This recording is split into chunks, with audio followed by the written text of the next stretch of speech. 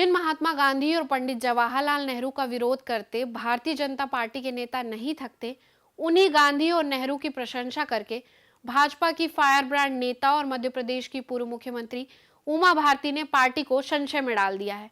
भाजपा की हालत ऐसी हो गई है कि उसे सफाई तक देते नहीं बन रहा है।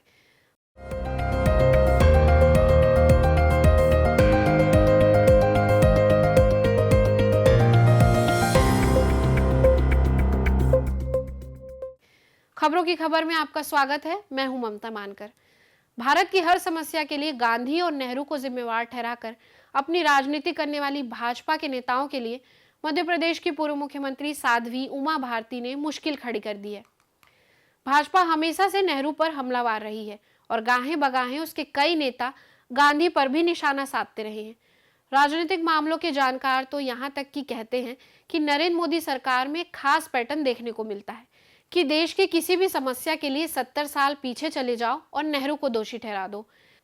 पिछले एक दशक में तो लगातार यही कोशिश हुई है कि नरेंद्र मोदी को आजादी की लड़ाई के महानायक नेहरू के बराबर खड़ा कर दिया जाए। हर समस्या के लिए नेहरू को इस तरह जिम्मेवार बताने की असफल कोशिशें हुई, जैसे नेहरू बनाम मोदी की सरकार चल रही है। प्रधानमंत्री मोदी खुद देश की समस्याओं के लिए नेहरू को जिम्मेदार ठहराते रहे हैं। अधिकांश अवसरों पर नेहरू को लेकर झूठ और भ्रम भी फैलाया जाता रहा है। पंडित नेहरू जी ने लाल किले पर से कहा था, और ये उस जमाने में कहा गया था, तब ग्लोबलाइजेशन इतना नहीं था, नाम मात्र का भी नहीं था। उस समय नेहरू जी लाल किले से देश को संबोधन करते हुए क्या कह रहे हैं? कभी कभी कोरिया में लड़ाई भी हमें प्रभावित करती है। इसके चलते वस्तुओं की कीमतें बढ़ जाती है। इति नेहरू जी, भारत के पहले प्रधानमंत्री।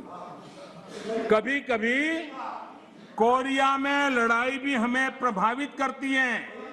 इसके चलते वस्तुओं की कीमतें बढ़ जाती हैं और यह हमारे नियंत्रण से भी बाहर हो जाती है। देश के सामने देश का पहला प्रधानमंत्री हाथ ऊपर कर देता है, हाथ ऊपर कर देता है। आगे क्या कहते हैं?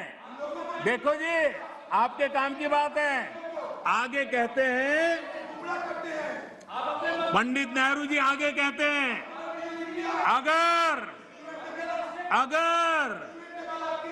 अगर अमेरिका में भी कुछ हो जाता है तो इसका असर भी वस्तुओं की कीमत पर पड़ता है। सोचिए तब महंगाई की समस्या कितनी गंभीर थी कि नेहरू जी को लाल किले से देश के सामने हाथ ऊपर करने पड़े थे। बहरहाल महाकाल दर्शन के लिए उज्जैन पहुंची भाजपा की फायर ब्रांड वरिष्ठ नेता मध्य प्रदेश की पूर्व मुख्यमंत्री उमा भारती ने पंडित नेहरू की औद्योगिक नीति की सराहना करते हुए मध्य प्रदेश के मुख्यमंत्री मोहन यादव को इसे अपनाने की सलाह दी। उमा भारती का कहना है कि देश में दो विकास मॉडल रहे हैं, एक पंडित नेहरू का जो उद्योगों के विकास पर केंद्रित था और दूसरा महात्मा गांधी का जो ग्रामीण अर्थव्यवस्था और स्वावलंबन पर आधारित था।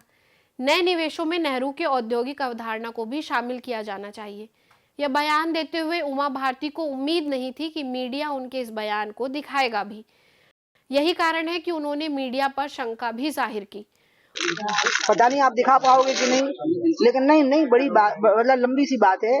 एक नेहरू का विकास का मॉडल था, वो था उद्योगों का विकास, और एक गांधी के विकास का मॉडल था, वो था पंचज का विकास। मैं चाहती हूँ कि नए निवेशों में जो विकास का मॉडल हो उसमें नेहरू का विकास मतलब नेहरू की अवधारणा भी शामिल हो, उद्योगों का विकास। इसलिए ध्यान रखना है कि हमें नेहरू और गांधी के मॉडल का मेल करना है। अकेले नेहरू के मॉडल पे चलेंगे तो बाकी के सेक्टर इग्नोर हो जाएंगे। गांधी जी और नेहरू जी के सोच का जो मेल है, जो मोदी जी में दिखाई देता है, वो मोहन में भी आ जावे, उनकी सरकार में आ जावे, और जो एमओयू हुए हैं वो जमीन पकड़ जावे। उमा भारती के इस बयान से भाजपा नेता व कार्यकर्ता पशुपेश में पड़ गए हैं। उनको समझ नहीं आ रहा है कि हिंदुत्व छवि वाली उनकी नेता उमा भारती के बयान की तारीफ करें या निंदा करें, क्योंकि भाजपा हमेशा से नेहरू को घेरती रही है। उद्योग विकास पर अपनी राय रखते हुए उमा भारती ने कहा कि हमें नेहरू और गांधी के विकास मॉडल का संतुलित मेल करना होगा। उन्होंने कहा कि प्रधानमंत्री नरेंद्र मोदी में यह संतुलन दिखता है। उसी तरह अगर मुख्यमंत्री मोहन यादव भी इसे अपनाएं तो एमओयू जमीन पर उतरेंगे और वास्तविक रूप से निवेश का लाभ मिलेगा। के स्थलों पे शराबबंदी करके मोहन यादव जी ने एक कदम उठाया है अब पूर्ण शराबबंदी की ओर, और इसमें सावधानी अब एक बरतनी पड़ेगी, जो महाकाल से ही बता रही हूँ कि जहां महानगर नगर मतलब जो धार्मिक स्थान है, महानगर, नगर पालिका, नगर पंचायत या ग्राम पंचायत के नोटिफिकेशन के बाहर भी लोगों को पीने नहीं देना।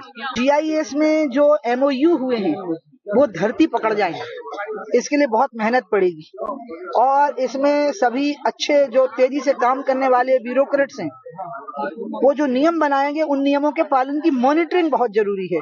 उमा भारती के बयान के साथ असल में भाजपा नेताओं के सामने एक और संकट है। विकास मॉडल की बात करें तो भाजपा गुजरात मॉडल की बात जोर शोर से उठाती रही है। हालांकि पिछले कुछ समय से गुजरात मॉडल की चर्चा नहीं सुनाई देती। इसके बावजूद भाजपा नेत्री द्वारा गांधी नेहरू कार्यशैली की प्रशंसा करना कर्ज में डूबती हमारी सरकारों के लिए आईना दिखाने जैसी स्थिति है। उमा भारती यही नहीं रुकी, उन्होंने अमेरिका से भारतीयों को बंदियों की तरह भेजे जाने को लेकर आपत्ति जताई। उन्होंने कहा कि अमेरिका से भारतीयों को इस तरह जबरन निकालना बेहद निंदनीय है और इस पर इलॉन मस्क का हंसना शर्मनाक है। महानिंदनीय, महाशर्मनाक, घोर कलंक। और अमेरिका अब कभी मानवाधिकारों की बात नहीं कर पाएगा। अवैध निवासियों को निकालना ये हमारा राष्ट्र धर्म है, हम भी निकालेंगे, लेकिन हम ऐसा अमानवीय बर्ताव कभी नहीं करेंगे, किसी के साथ नहीं करेंगे। और आज से अमेरिका, जब से ये घटना हुई है और जिस प्रकार से एलन मस्क हंसा है कि हा हा हा हा मजा आ गया, मुझे पता है उसके बाद ट्विटर ने मुझे लगभग बेनसा कर दिया, एक्स ने, क्योंकि मैंने एक्स पे ही कहा कि ये हिंसक तरीका है, ये शर्मनाक तरीका है, ये बेहुदा तरीका है और ये दिमागी गरीबी है एक अमीर, दुनिया के सबसे अमीर आदमी की। उमा भारती अपने बयानों के लिए पिछले 35 सालों से चर्चा में रही है, लेकिन मुख्यमंत्री के पद से हटाए जाने के बाद से राजनीतिक गलियारों में उनकी उपस्थिति बहुत उल्लेखनीय नहीं रही है।